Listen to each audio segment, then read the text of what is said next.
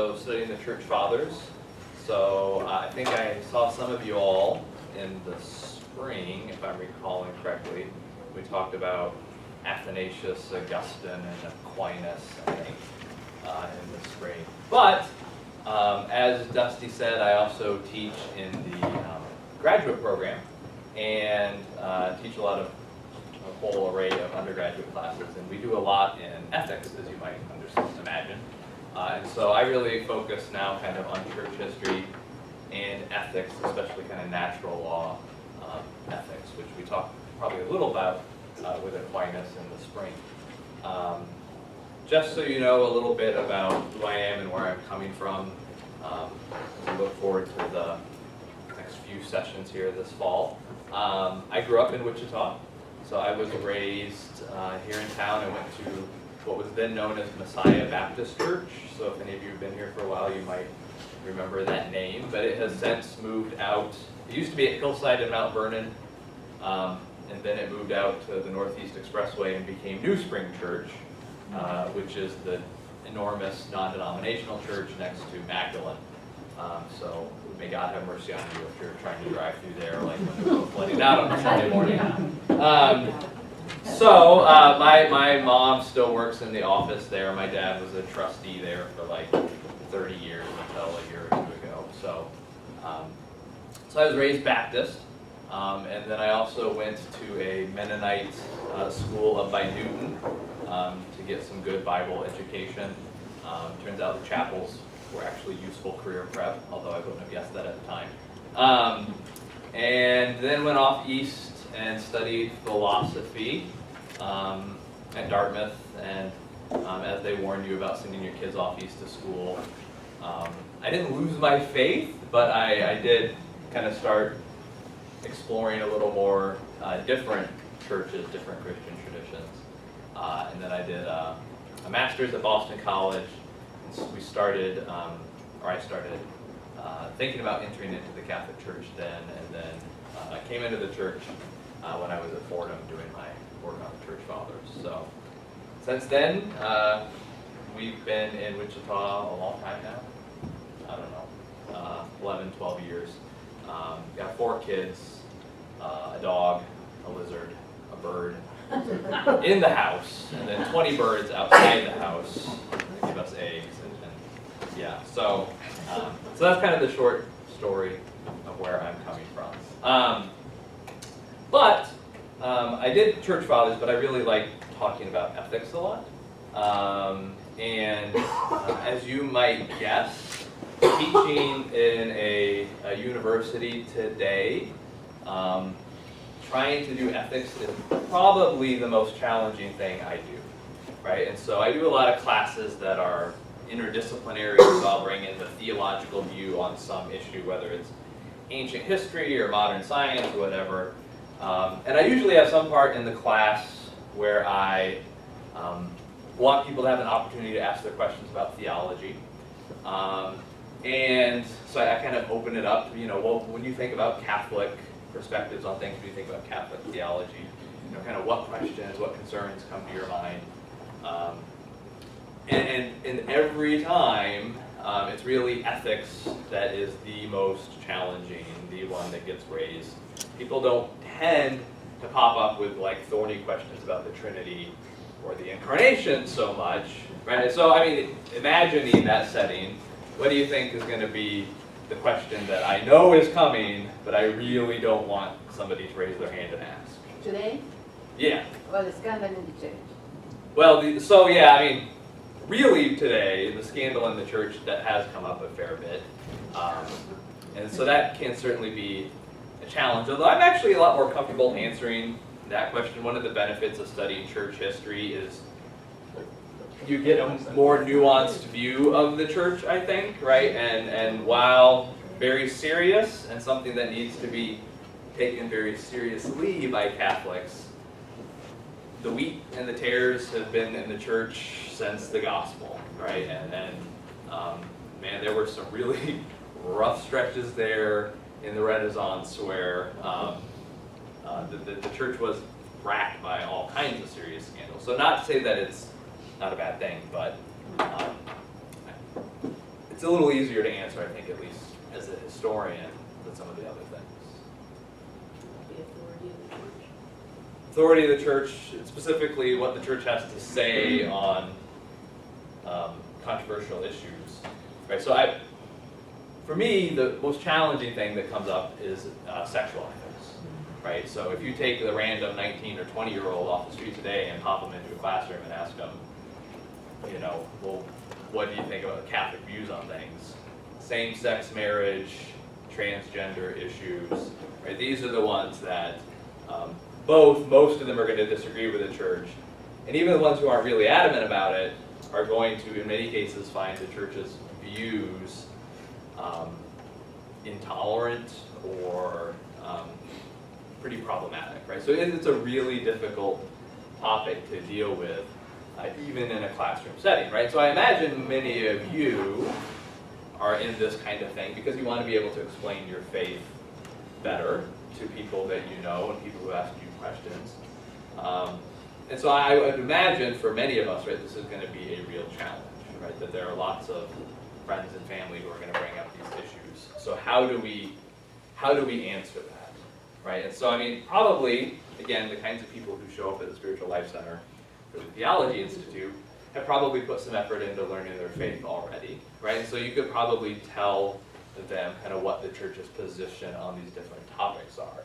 What I would really want to focus on then in our 3 sessions is to get more at the why, right? Being able to explain why the church teaches what it does on some of these complex and controversial issues so that you're a little more comfortable answering those questions and putting them in terms that don't require somebody to already accept the catechism as an authority to be convincing, right? So that's really kind of my goal. And when I think about ethics, I think about theology in general, but ethics as well, I think the key thing that I want to get across to people is that our faith is a system, right? That it is all interconnected, right? And so I think a lot of times when people think about ethics, we think about what? What do you think about when you think about ethics? Somebody just said, the word association, what comes to mind? Think about ethics. Honesty. So particular virtues would be one of the things. I think this course is named after, or the sequence in the Theology Institute is named after the 10 Commandments, right? A list of commandments, or we think about the list of rules in the Catechism. And we need those lists, right? Those are helpful. We'll talk about that. But I think a lot of Catholics and a lot of non-Catholics think of Catholic ethics as just a big list of rules, right? So you start with commandment number 1, you work your way down to commandment number 10, and of course, as you all know, if you've ever seen a confessional guide, you can take each one of those commandments and then break it into 58 sub-violations, right, which you ought to make sure you don't need to confess to Father, right? And again, those can be useful tools, right? Not to say that they can't be, but I think a lot of people think that that's kind of what ethics is, right? It's this really big list of rules, and you got to make sure you hit them all, right? And I think it's helpful to kind of step back from that a bit and ask kind of, well, why do we have this list of rules? How does it fit into the bigger picture of our Catholic faith? Right? So, one way to think about this, right, would be to try to break up. So in ethics is one of the fields in theology, but it can really be kind of then divided into some smaller areas, right? So kind of in the middle is where you get the kinds of things many of us probably think of, called moral norms, right, which is just a fancy term for rules or commandments, right? So the most famous set of moral norms we could come up with would be, for example, the 10 Commandments, the Decalogue, is a set of moral norms, right? So moral norms are handy rules for dealing with lots of different situations that you're going to face in your life when you need to make an ethical or moral decision. But there's something kind of more basic or more fundamental than the moral norms. Does anybody know what that's called? The most foundational part of ethics might be called? The golden rule? Well, the golden rule actually would be a very nice addition to our list of moral norms, right? So the golden rule is a moral norm. It's do unto others as you'd have them do unto you. But kind of before this, there's a branch of ethics called metaethics, right? So some of you may have heard of physics, right, which is a class maybe many of us dreaded in high school or college. But in philosophy, there's something called metaphysics, right? So in physics, you study how planes and balls and wings work. Metaphysics asks, well, what is the nature of physical reality, right? Or what is the nature of reality more broadly, right? So that's kind of the same, a similar relationship to this. So in ethics, we've got the moral norms, we've got the list of rules, but then there's kind of a deeper set of questions we ask about it, which is, well, why? Why shall thou not kill? Why shall thou not steal?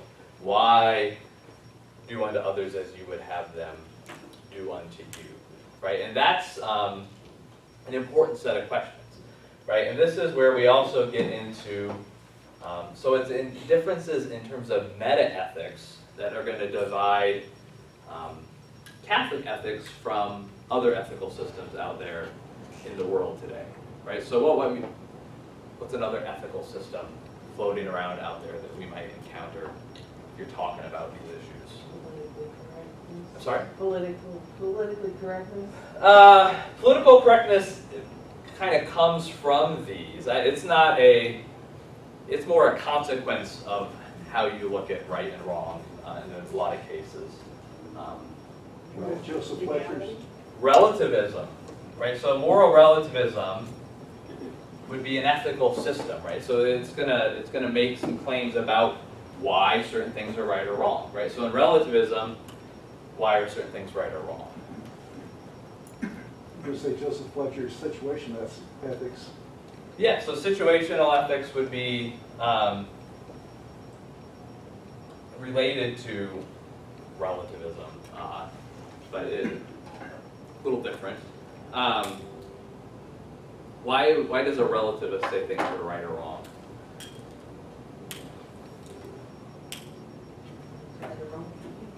Right or wrong for you, right? It's relative, right? So, I mean, the answer is maybe easier than you think it is, right? The relativist says, well, look, it's all relative, right? It depends on it is literally, I mean, the term comes from this idea, it is relative to the subject, right? So, whoever it is that's making the moral judgment, their preferences, their opinions, their feelings is what determines whether something is right or wrong, right? So, if I feel that euthanasia is moral, well then it is moral for me. You may disagree, that's fine, but that's what ethics boils down to for a relativist, is it's a statement of personal opinion or feeling. So that's one kind of meta-ethic, right? That's one ethical system that answers the question of why are things right or wrong in a particular way. So that's a good one to know. But we'll talk more about relativism as we look at specific issues in the coming months. What's another way that people make moral arguments in our world? And especially, right, when we're thinking about, as Catholics taking this kind of class, you probably are concerned with kind of the hot button issues of the day and how to explain the faith. What are the main arguments, what form do the main arguments against Catholic positions take in a lot of these debates when we're talking about euthanasia or abortion or same-sex marriage or cloning or what have you? What do those arguments look like? It looks like everyone is going to make their own. Everyone is trying to become a god. Yeah. For instance, the homosexuality and this change of genders and things like that. The Lord created man and women. It says in the Bible, in Genesis, God created man and women. Well, they say the woman after the man and all of those things that created both sexes, Yeah. differentiated. And so today, everyone is a God, no, I don't want that, like the God created, I want this, another subsection, and Yeah. So, they are going to want to be able to not necessarily follow the plan that they would see in the Bible or in God's creation. They're going to say, well, look, I see this as fine, so it could be relativism. But what's the other argument? So when people are arguing for euthanasia, how does that argument go?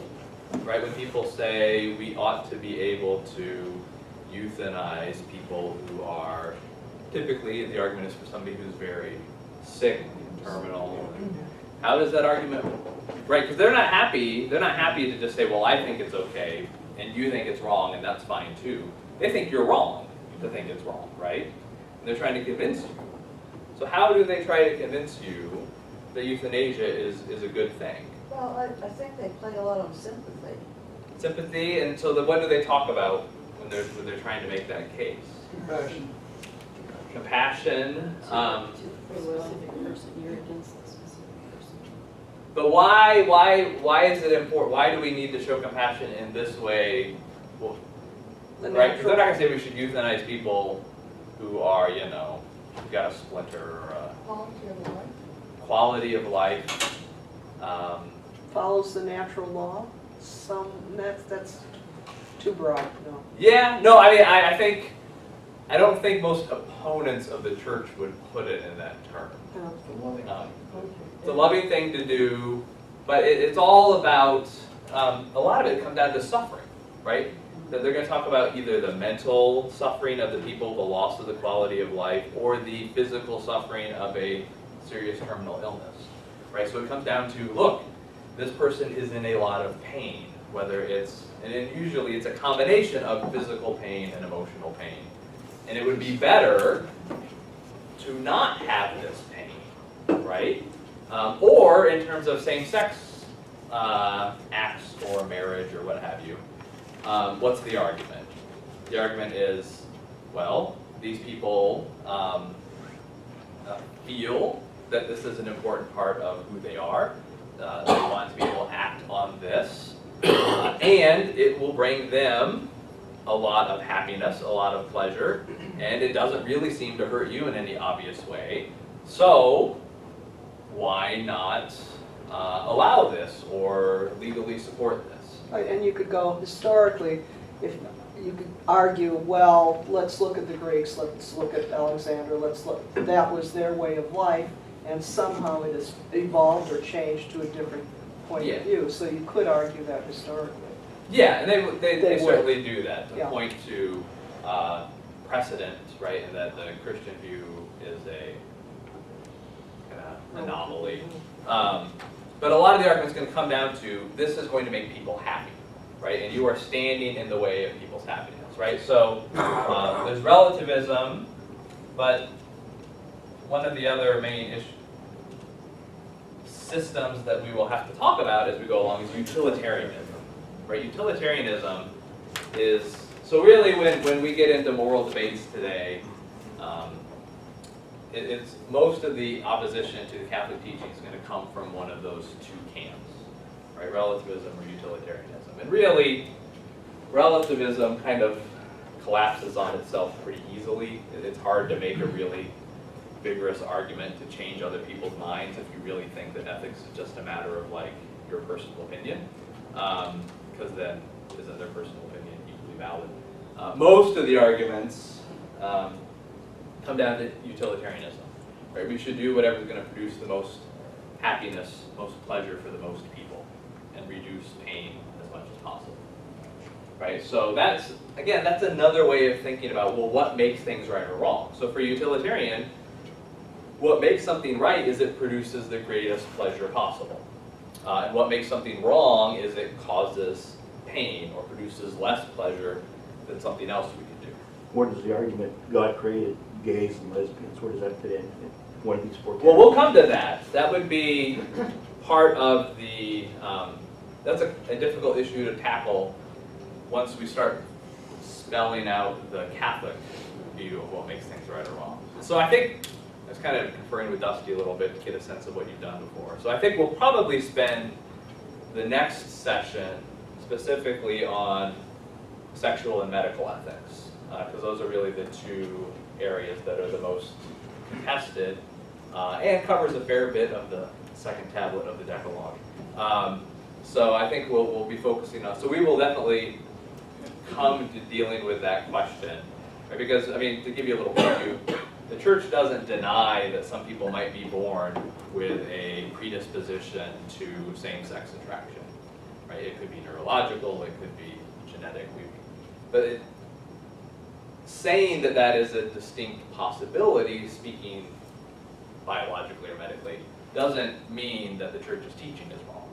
It just means it's going to be a particular challenge for us to address it, and it's going to maybe be a particular challenge for some people to live the church's teaching in that area as well.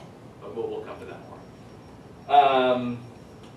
Okay, so that's some of the ways that people in our world answer this question of what makes things right or wrong. It's my opinion, or I think most importantly for us to think about is, well, whatever is going to make the most people the most happy or give them the most pleasure. Now, when you talk about relativism, it's more self-centered, it's more happiness for me. But if you talk about utilitarianism, aren't you also considering what's best for society? Yeah, so utilitarianism is, if you're a consistent utilitarian, you aim for what is going to produce the greatest pleasure for everybody affected by a choice. So it is not selfish by nature, right? So a good, consistent utilitarian could face situations where they ought to do a thing that's going to cause them pain, but will produce greater pleasure for everyone else affected, right? So, yeah, and in relativism, again, that there are lots of different ways. So one thing to, I guess, maybe say, right, is there are lots of different ways that people would explain why things are right or wrong. There's also the issue of, there's what people would say they believe or what they really believe, and then there's what they do. Right, so there are lots of utilitarians who would actually act selfishly in a particular situation, or relativists, or frankly, there are lots of Catholics who would actually behave selfishly in a given situation, right? So, so this isn't intrinsically selfish. Relativism isn't necessarily selfish either. It's just claiming there's no objective truth about morality. They might feel that it's good to be unselfish. And then they may or may not act in accord with that belief. Okay, so we got these two ways of explaining what makes things right or wrong that we encounter a lot in the world. How do Christians explain what's right or wrong? We've already had a couple references to it. There's kind of two main ways. The Bible, right? So Bible would be one of them, right? So look, again, if there's the title for this, or the scheme, and I understand that the class is, right, that we're looking at the second tablet of the Decalogue, right? The commandments that deal with how we treat other people, right? And so the Bible is going to be one important basis for Christian morality, although if we're going to put it in meta-ethics terms, we call that divine command theory. So divine command theory, we're academics, we got to come up with fancy terms. That's half of why you go to grad school, is to learn big vocabulary terms that can impress people at parties. Just say just the Bible. Yeah, you can just say Bible, but that's that. It's divine command theory, right? So that's one Christian ethical system, one form of Christian meta-ethics, right? So then the other is, I've run out of room down here, so we're going to have to go up here. The other is what we call natural law, right? Which, if Dusty gave you the title, you probably know that's the one we're going with. But natural law would be the other one. Now, what is it underlying it? An acknowledgement that there is objective truth. yeah, That there are certain things that, regardless of situation or what time you're living in or where you're living, Truth is true. Yes. So I guess one of these things is not like the others, right? So relativism is different than the other systems in that for a relativist, you can't make objective truth claims about morality, right? It just, there's no way to do it. All of those statements are just feelings. So if you read like David Hume, right, famous philosopher, he would just say that there's no objective truth about morality. It's Treatise on man. yeah, it's describing internal feelings and states of being. Although he managed just to say that over 800 pages, but. You know, David Hume was frequently, it was Adam Smith contributing to the father of modern economic thought. So if you're right about that, every time, I got a PhD in economics, I should have went to confessions about every time I taught it then. Well, there can be good, faithful economists out there, I think. But yeah, it's a dangerous, money's a dangerous thing. I mean, the love of money. But apart from relativism, so all of these other systems would claim that there are objective standards for what makes things right or wrong that aren't going to vary over time and over situations. And so then at least we can make an argument, right, and have a standard that we can judge against, right? So that is an important distinction. Now when we look at like divine command theory and natural law, these are the two Christian ways of thinking about what's right or wrong, right? So what's the difference? Have people heard about this before? I don't know what you've covered before.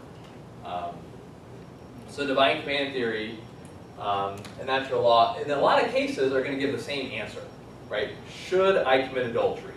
Right? You're going to get a pretty easy no from both of these systems. And frankly, in most cases, utilitarians are going to tell you you shouldn't commit adultery right then. Actually, adultery is one of the few examples that I can still use in class that basically no one is going to be in favor of, right? Because, you're breaking a promise. Not that they're strict traditional monogamy view of marriage proponents, but most people think adultery is wrong. They're both going to tell you adultery is wrong. The difference is, why is adultery wrong, right? So, and I got to be careful because my wife is actually here today, so I got to make sure I'm very clear on adultery being wrong. Why is adultery wrong? It breaks the covenant.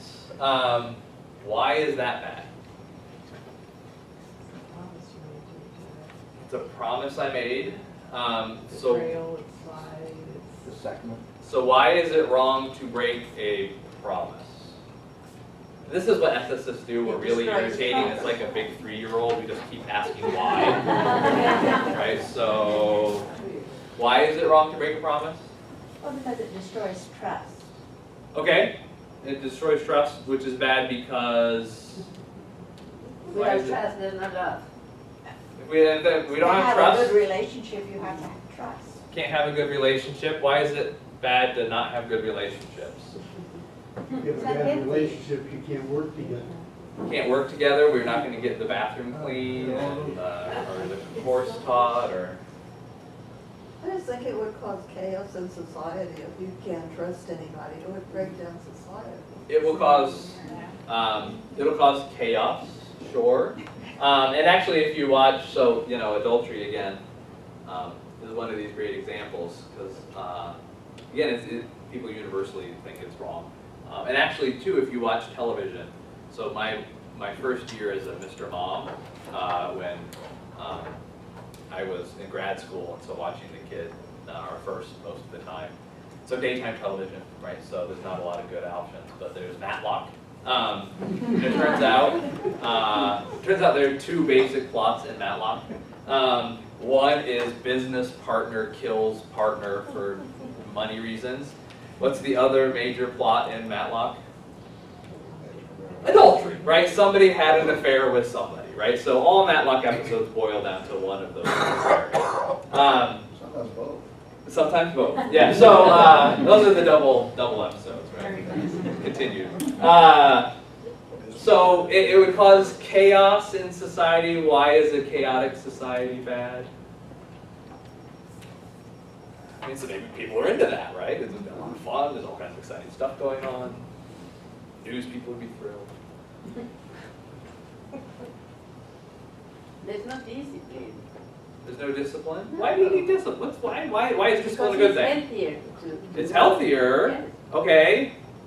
If you have chaos, like I said, you can't get anything done. If you get cooperation, then we can like go to the moon, we can have. Oh, it's a productivity thing.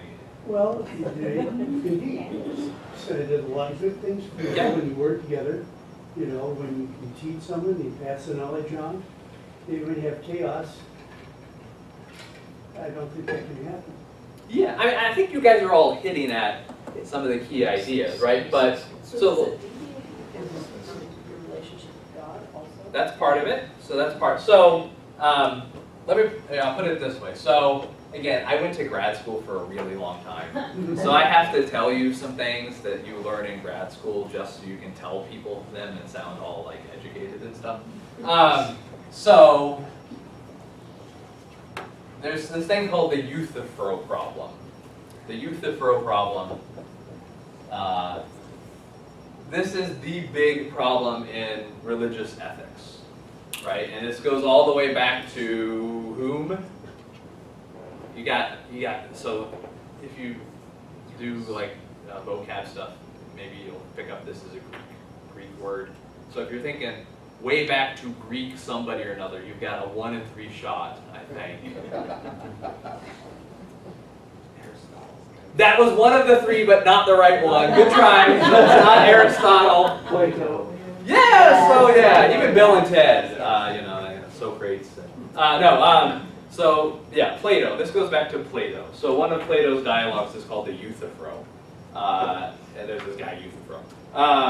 And so the problem in the Euthyphro, and again, we've been doing this for a very long time now, asking pesky questions and irritating people by keeping asking why when they answer. So Plato is doing this, and Plato's question, well, Socrates' question in Plato's account is, why are certain things pious or good, basically, right? And so he asked, are certain things good because the gods command them, or do the gods command certain things because they are good? Right? And so this is the key question in the Euthyphro.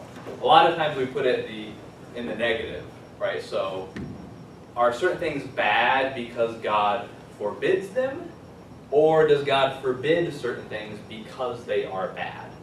Right? And again, in a lot of situations, whichever way you answer that, you're going to get the same answer. Don't commit adultery, don't murder, don't steal. But it can be important, for lots of other reasons, to think about, well, which way is it? Right? And so the 2 different ways of answering that are these 2 different main Christian ethical systems, divine command theory and natural law. Right? So obviously you can guess. Divine command theory says adultery is wrong because God forbids it. Right? That thou shalt not commit adultery is why adultery is wrong. Do unto others as you would have them do unto you is right because God tells us to do that. Right? Natural law goes the other way. Right? Natural law says adultery is wrong, so God told Moses, thou shalt not commit adultery. Right? And that's the way, these 2 different main Christian ways of looking at ethics. They also happen to match the 2 main branches of Western Christianity. So anyone want to take a guess which is the main Protestant approach? Divine command theory, right? I mean, Luther is all about sola scriptura, right? It is the Bible that is the ultimate authority. So not surprisingly, traditional Protestant ethics tend to be more kind of divine command theory, right? That it is God's commands that make things right or wrong. Whereas Catholic ethics traditionally is rooted in natural law, right? That adultery is wrong, which is why God gave to Moses this clear moral teaching of thou shalt not commit adultery, right? So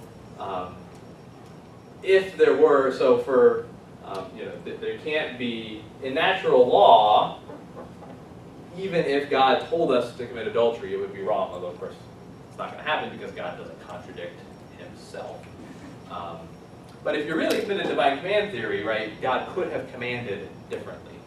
Right? So when they made some of the first printed English Bibles, there was this incident known as the Wicked Bible, which is a pretty famous thing. So now it's never been proven whether or not it was an error in the print shop or if it was an apprentice just having a little fun. But there was a batch of very early printed Christian Bibles that went out with the "not" missing from "thou shalt not commit adultery." Right? So they were very popular. If you're committed to divine command theory, you would have to accept the idea that God could have ordered things differently. Right? He could have given us different commands. But he chose to give us the set of commands that we have, and that's what makes these things right or wrong. Right. Now again, we don't have time to hash all the differences out in detail. Long story short, I would say as a Catholic, I'm very glad we're on the natural law team for a number of reasons. Right. One of which is, although I just got rid of the N, one of which is that natural law is a lot easier to explain to other people who don't share our religious beliefs. Right? Because look, according to natural law, adultery is bad for everybody, kind of regardless of whether or not you accept the Bible or the Catechism or the Pope. And we can explain why adultery is wrong in kind of natural terms. Right? Because for natural law, what makes things right or wrong is not the Bible, it is our nature. Right? Natural law is rooted in an understanding of human nature, the nature of the human person, right? And so what is good, what's good is things that fit with our nature, right? And what is bad are things that are contrary to our nature. I don't know how to draw that with arrows. They're on a line there. I don't know, something. Right, so what does that mean? Right, so, look, I use the example sometimes of tomatoes. There was I'm a theoretical gardener. I enjoy the idea of gardening, and in a world where I don't have 4 children and a job, I probably would garden. I at points have gardened, so I have actually grown a tomato once or twice. And so, look, there's a tomato plant, right? And you can look at the package, right? And it will tell you this much sunlight, this much water, planted this deep at this time. But what is it that really makes those good things for that tomato, right? It's not the package. The fact that stuff is written on there is helpful, especially if you haven't grown tomatoes before. But all it's really doing is giving you some helpful clarification information. What really makes it true is the nature of the tomato plant. Tomatoes are the sorts of plants that do well with this much sunlight, this much water, this much of this kind of fertilizer at this particular time. And if you do those things, those are good things for the tomato. And how do we know they're good things for the tomato in my ideal gardening world? Because the tomato plant grows and makes lots of big tomatoes. And in ideal tomato world, they don't all turn black, and bugs don't eat them, and birds don't eat them anyway. So, but those are good things, right? Look, and there are lots of other things. Freezing is bad for tomatoes, right? And it doesn't matter how you feel about it. It just, look, if it goes to 32 degrees, you have no more tomatoes, right? That's just the and that's again not because of anything on the package. It's because of the nature of the tomato plant. Right? And so that is the same thing with natural law. if you take a human person and you have them commit adultery, their lives are going to be like the tomato plant that gets too much water or not enough water or not enough sun, right? Those conditions do not support the flourishing of the human person, right? So the goal of natural law is, in English terms, call it flourishing. Most books that you'll read will translate this as happiness, so happiness is another way of talking about it. But again, you go to grad school, you gotta bust out the Greek terms. Okay, that's not an M. Something called eudaimonia is the Greek term, eudaimonia. That's an M in the smudge. Eudaimonia is, again, often translated as happiness, but it means that this person is really flourishing as a human person. Now this is just like when you would look, you go to that person, that neighbor who has the perfect tomato plants, and you're just like, wow, that is a flourishing tomato plant, unlike anything I have ever produced. Or a rose bush, or whatever it is, right? That we can look at something and say, wow, that is really fulfilling the nature of that thing. That is the goal of human life and natural law. So good things are acts that lead us and that contribute towards that. Bad acts are ones that work against that, right? So in a lot of things you were saying, right? Look, social chaos, where nobody's following any rules and everybody's just taking people's stuff and committing adultery or whatever it is, those things are not conducive to human flourishing. People are by nature social beings. They need those relationships, and if those relationships are broken, they aren't going to flourish, and that's bad. So you guys were getting there. You got to spend 6 years in grad school so you can learn eudaimonia. All right, any questions or, yeah? Could you call it growth? Sure. I mean, we'll talk about fulfilling your nature. And part of this, too, is growing in virtue, particularly, is one part of a flourishing life. There's lots of different ways you could talk about that. Well, I've always been told that God didn't make those commandments to make himself happy, he made them to make us happy. I think that fits with that. Yeah, right, God didn't come down, and I every time I talk about the Ten Commandments, I have this vision of Charlton Heston in my mind, right? Like the stone and the flame thing, right? God didn't do that, right? I'm going to impose these rules on you just because that party down there is looking too fun. So we got to stop that. No, he did it because he created us with a particular nature, right? And our nature, he knows, does best when you avoid certain things and do other things, right? So again, there's all kinds of examples. I a lot of times use the example, if I'm going to bring a prop, I bring a blow dryer, although I don't think we actually have a blow dryer now, which makes it tough. So we have 4 kids, so Jill doesn't spend a lot of time blow drying her hair. But if you get your blow dryer, right, some helpful person down at the blow dryer plant has put what on the extension cord, or the little cord that comes out of it. I guarantee you, if you bought your blow dryer anytime in the last 30 years, somewhere on there is a sticker that shows the blow dryer and then a bunch of water and a big red X through it, right, that says, do not save time by using your blow dryer while you're still in the bathtub, right, because that is not good. It's not good for you. And again, the 10 Commandments is God coming down and be like, look, you boneheaded people, don't do this stuff, because if you do it, bad stuff is going to happen, right? So one thing to make sure you don't take away from this is not that the Catholic view is the Bible is not important for ethics or the 10 Commandments.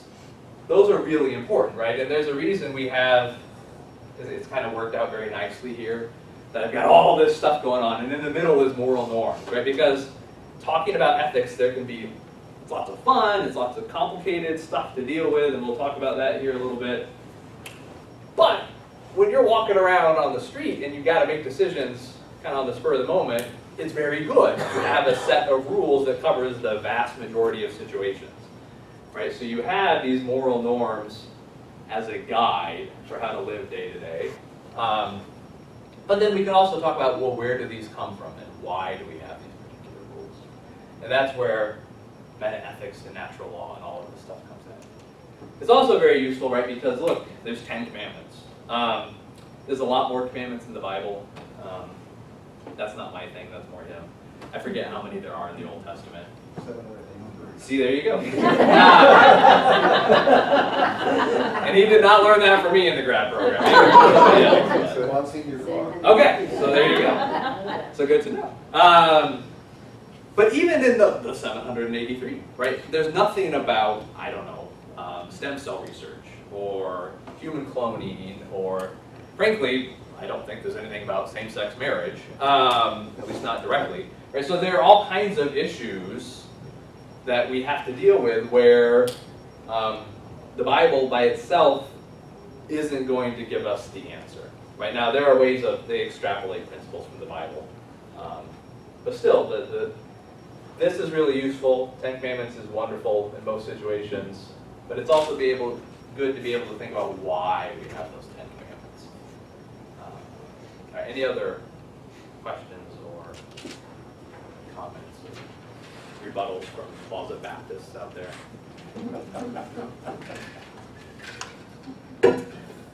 Okay, so I don't know where to switch whiteboards. This is another side effect of grad school and teaching college for 10 years. Is if you've been at any of the things I do at the Spiritual Life Center before, you've heard this joke before, but I can't talk to more than 3 people without a whiteboard and like a marker. It's like physically incapable of doing that. So that's kind of what natural law is. All right, so how does it actually work, right? And so we do have these moral norms that are going to cover all kinds of day-to-day situations. How do we build up to that, right? So there are some principles that are kind of more basic, say, than the 10 Commandments that we have to start with. So kind of the most fundamental, there's 2 things that kind of fit together. So on the one hand, the starting point of natural law ethics, and in particular, ethics about how we treat other people, which is kind of our focus this semester, is this human dignity, right? This, or another way of saying it is kind of the intrinsic value of the human person, right? So every ethical system has to have something that starts as like it's given, right? This is what we are just, you have to accept this and work from this premise, right? And the claim of natural law is that the human person has a unique intrinsic value just by being a human person, right? So this is not dependent on anything else, like their particular ability or their productivity or their quality of life or whatever else might change about the person. Just by being a human person, you have this intrinsic value, this dignity that ought not to be intentionally violated, right? So that's kind of our really kind of fundamental starting point to think about ethics towards other people. And then you combine that with you never intentionally do wrong.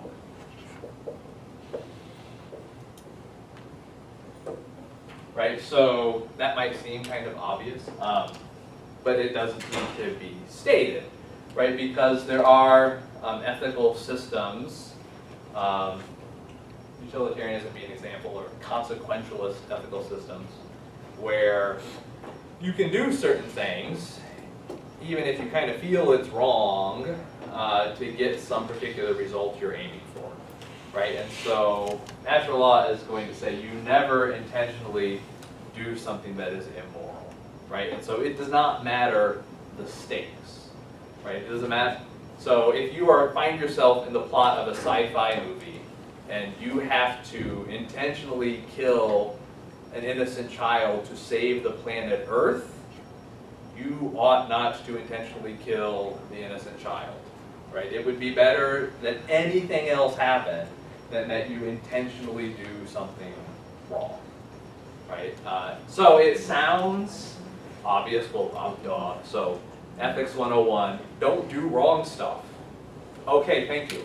But in life, now we probably don't end up in that sci-fi movie, but there are situations where stakes are really high and people will say, they kind of will say, well, I know this is wrong, but let's do this, right? Because it will bring about some really important perceived good, right? So just so I can tick off at least some of you before the end of the first session, right? So talking with your in-laws, for example, about World War II might get a little uncomfortable if you do natural law ethics and then talk about how, look, it doesn't matter how many millions of lives you're going to save, you don't intentionally bomb civilian populations, right? Like it doesn't matter. In fact, it would be better to lose the war than to intentionally bomb civilians,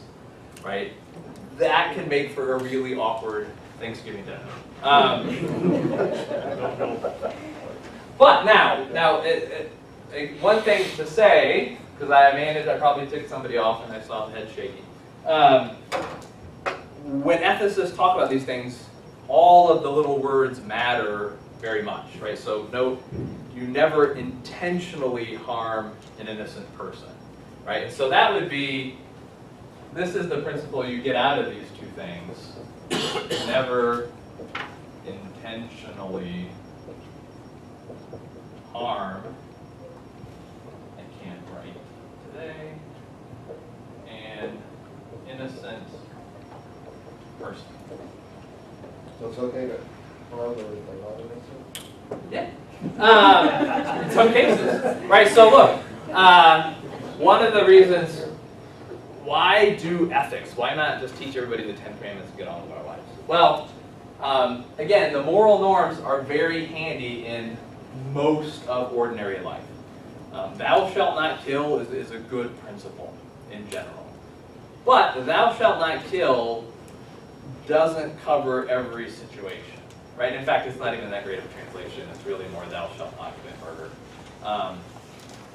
So natural law would say, when we're going to stop and really reflect on it, a more accurate way of putting that would be never intentionally harm an innocent person, right? So look, we'll talk about just war probably in the third one.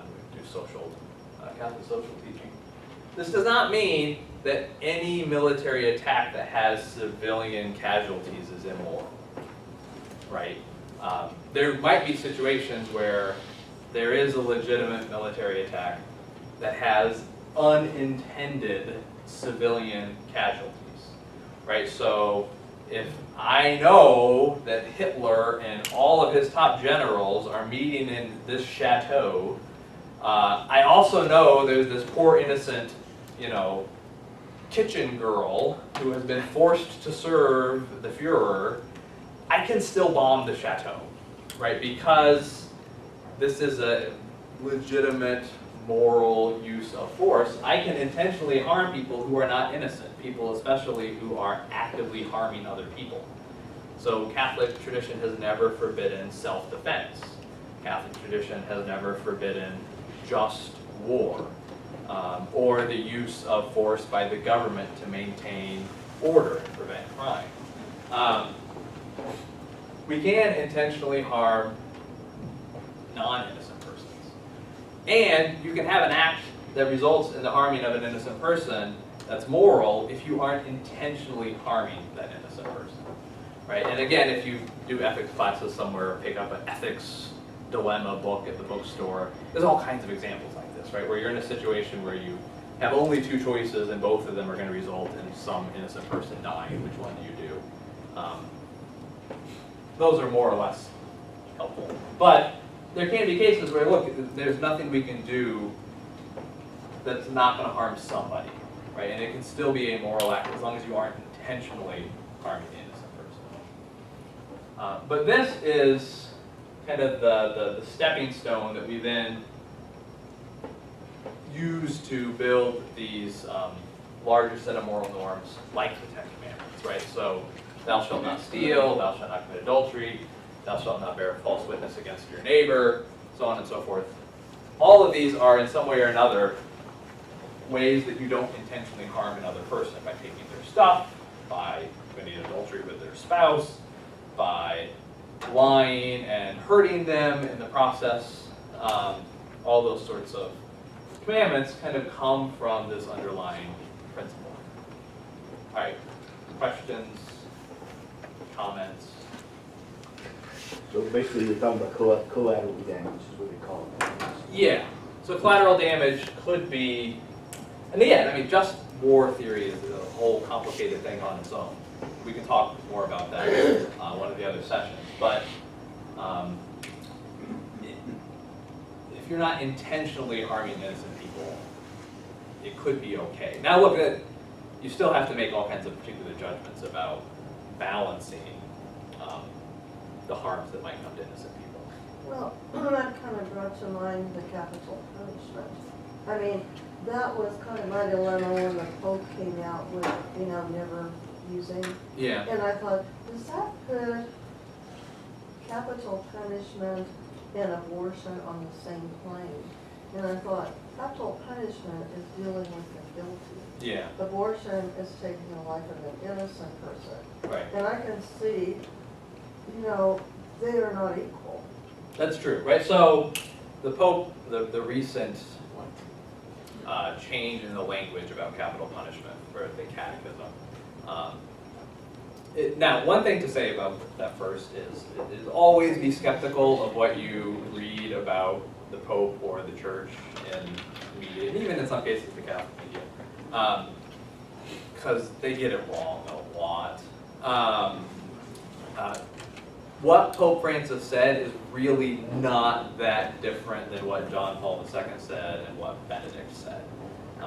It is strengthening it a little bit, but it's on the same, it's generally the same idea, right? So one way of looking at...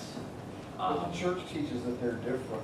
They are different. They're wrong for different reasons. Yeah, so when we're looking at a moral act, right, so in Catholic ethics, when we're looking at a moral act, there are kind of three components we have to look at to determine if something is moral or immoral, right? So there is the object, the intention, or intentions, and the circumstances. You really need to make this room taller, Dustin. So when we're judging a moral action, there's these three parts that you have to look at. Right? The most important of these is the object. Right? So this is the key one. Right now, the object of a moral act is, I don't know who came up with these terms. I want to go back in time and stop them and be like, could you be more confusing about this? But the object of a moral act is the what we call the act as intended. So this is what you do, but it has to include what you mean to do, right? So one thing to clarify this, right? Chopping off an arm is not a sufficiently defined object of a moral act, right? Because look, chopping off an arm doesn't tell me enough to make a judgment about this act, because am I chopping off an arm as a vascular surgeon who is removing, who is intending to heal someone by chopping off their arm? Or am I chopping off an arm because I'm a crazy criminal with somebody locked up in my basement and I'm torturing them, right? That those are, chopping off an arm as torture is one act. Chopping off an arm as medicine is another. But both those would be different objects, right? So the nature of this is the act itself, the act as intended. The intentions is kind of, and again, this is why it's a little confusing. Intentions is more your longer term intentions, right? So giving money to a hospital might be a perfectly good moral object. If my intention by doing this is to gain enough political power to implement my dictatorial rule over my country, then that's a bad intention, right? So that would make this a bad act, even though the object, donating money to a hospital, is in and of itself a good thing, right? And then the circumstances also have to be considered, right? So pulling a puppy out of a pond as it's struggling to swim is a good thing. Pulling the puppy out when it is surrounded by toddlers who are also drowning makes this not the right moral act. Or, there are all kinds of circumstances where an act which would otherwise be good is not the right one to do. So when you're judging a moral act, you have to look at all three, and all three of them have to kind of line up, as it were, to make an act immoral. Violation of any one of these could make the act immoral.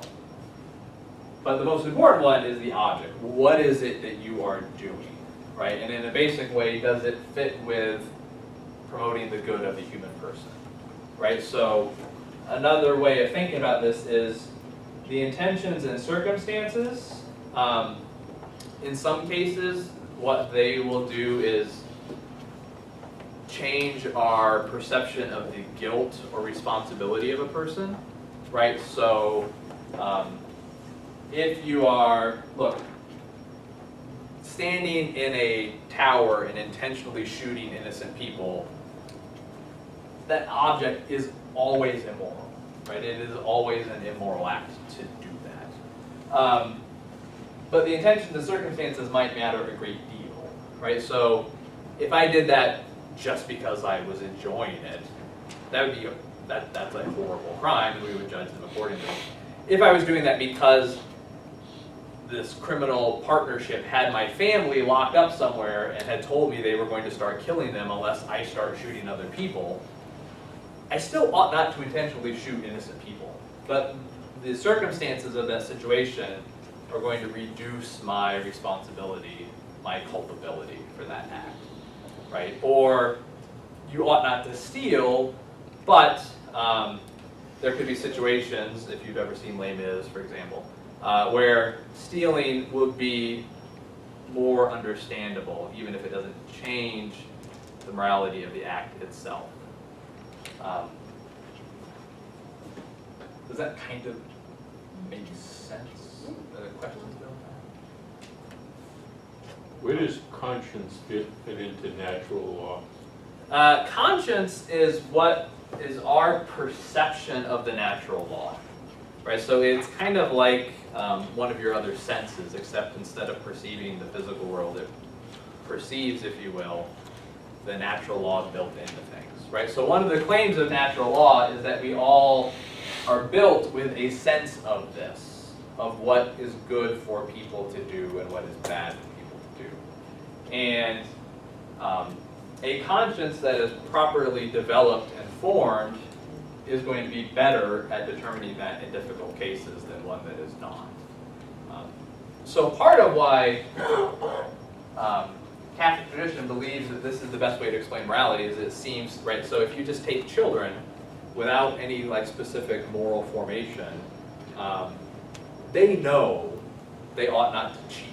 They know they ought not to steal other people's stuff, right? That we have a basic sense of many of these moral principles. You do need to develop that, though, to make more sophisticated judgments later on. So just because you can't just say, well, my conscience tells me this is okay, because a lot of times you're just kind of line. You just want to do it, even though you kind of know it's wrong if you reflected on it. But then also your conscience can be poorly formed. So there are lots of examples of that happening. In the pre-Civil War South, for example, right? People ought not to have had slaves. And if they reflected on it, they should have recognized that they shouldn't have slaves. But for many of them, their conscience was misformed by the culture they were in to accept that. Which again, when we were judging them, and obviously this comes up, right? How do we make sense of people like Thomas Jefferson, right? Right? His act of owning slaves is immoral, right? We do consider his circumstances and intentions when we're trying to evaluate him as a person, right? That it would be different than somebody trying to own slaves today, right? Where they obviously have been taught from childhood that this is bad, whereas he was taught from childhood that this was God's order, which maybe reduces his guilt, but it doesn't make it moral. It was still wrong for him to do that. That was one of my questions, and you halfway answered it. Does culture really play a part in conscience? And I'll use let's just say cannibalism. Let's say South America, maybe 100 years ago, 50 years ago, they probably could kill somebody and eat them, as opposed to what was the ship in the 1842 where the sailors had to eat each other. So is there, what I'm saying, are there degrees of culpability? Yeah, there are. So there are, again, when you're doing a lot of these judgments, what Catholic ethics does is gives you a framework, right, for thinking through these issues. There's no formula we can plug the variables into and get their kind of degree of guilt or degree of culpability. If you are really distorted by your upbringing, that's probably going to diminish your culpability. If your culture is less distorted, then you might be more responsible. But there's no way to there's no perfect formula for that. But we do this, and actually you can see this reflected in church teaching too, right? So many of you probably know, right, it used to be that if a person committed suicide, they couldn't receive a Catholic burial, right?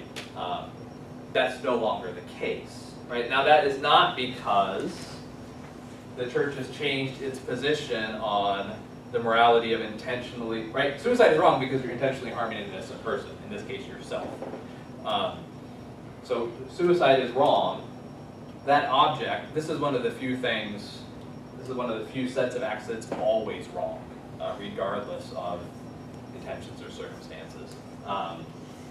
But what the church's current practice reflects is a change in understanding of people's intentions and circumstances, right? That most people who commit suicide are not, if you look at a classic definition of mortal sin, it has to be grave matter, freely chosen, and knowingly chosen, right? And so many people who commit suicide for neurological reasons or psychological reasons are not able to make free and deliberate choices, right? Their reasoning process is compromised, and so they are not fully responsible, we assume, for their choices, right? So the church doesn't say, well, this person is in heaven, but the church also doesn't say this person is certainly in hell.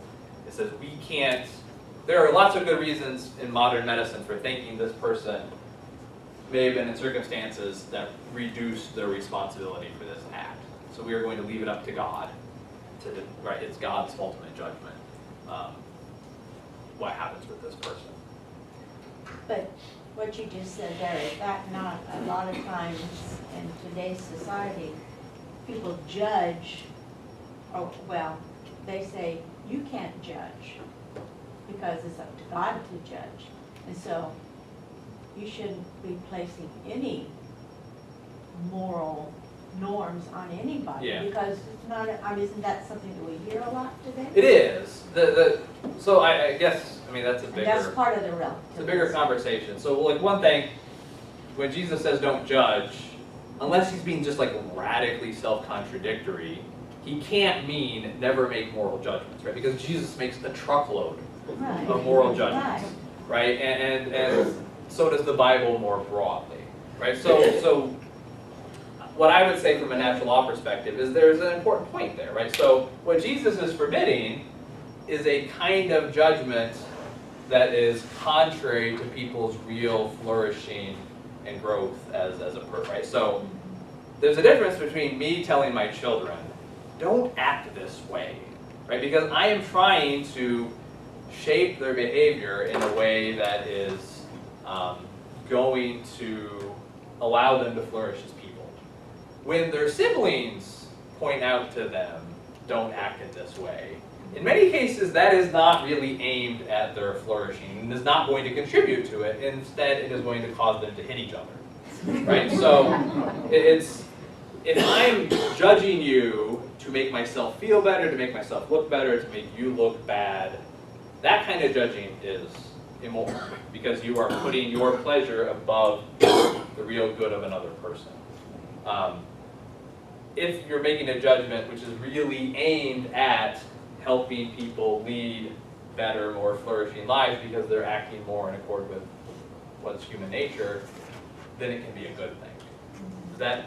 Yeah, no, but I was just saying, you know, that I hear this argument a lot.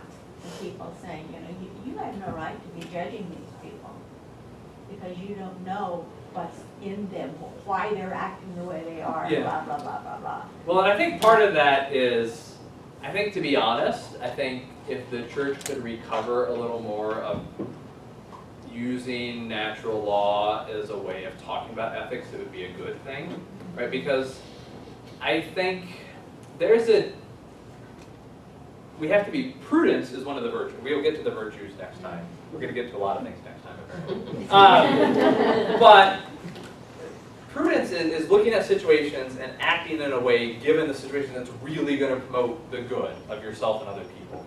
In our culture, telling somebody X is a sin, in many cases, is not going to be helpful, right? It's going to elicit all kinds of negative connotations with this person. And they don't believe the Bible, they don't believe in hell, so they could care less if you tell them it's a sin. I think it might be better if we could reframe some of our discussion in ways of saying, look, this way of living is not going to help you lead a truly flourishing, happy life in the long run, right? And there are, now, again, I'm not going to lie to you, like those conversations, particularly about sexuality, are the single most difficult things I do in trying to teach the faith to people. I think it works better if you can get them to think about the church's commandments as aimed at helping us flourish, right? And there are lots of areas in our life where we are open to authorities telling us, look, if you eat the Baconator 2 times a day, every day, even though it's delicious, this is not good for you. You ought not to eat the Baconator. It's this monstrosity of a sandwich at Wendy's, I think. Wendy's. Yes, I've seen Wendy's. pictPictures of it online. It's appalling. I have a lot of vices, but not that one. But look, you ought not to eat that every day. It is bad for you, right? And I think, look, carrying out your marital, sexual, family life in certain ways, regardless of how much you might want to do it, how fun it might be at the time, is bad for you in the long run. So I would say I think we need to maybe recast what we say in terms of trying to avoid as much as possible the like judgmental connotations that people have and put it more, I think if you live this way, you're going to be happier. You're going to be more successful. Not that that's going to fix it, but